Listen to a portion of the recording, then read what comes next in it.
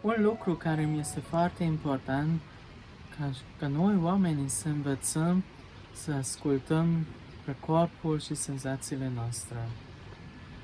Și o capacitate de care avem nevoie ca să realizăm aceasta este să diferențiem printre gânduri și senzații.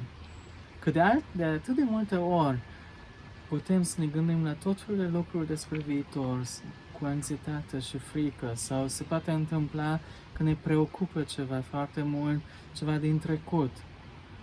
Și un pas care putem face ca și un prim pas, din când în când, în timpul zilei, să facem o mică pauză și să ne întrebăm ce simt acum cu organele de simț, ce simt acum, ce văd, ce aud, ce pot percepe cu mâinile mele, cu picioarele mele, sau poate ce pot mirosi, sau ce pot să gust.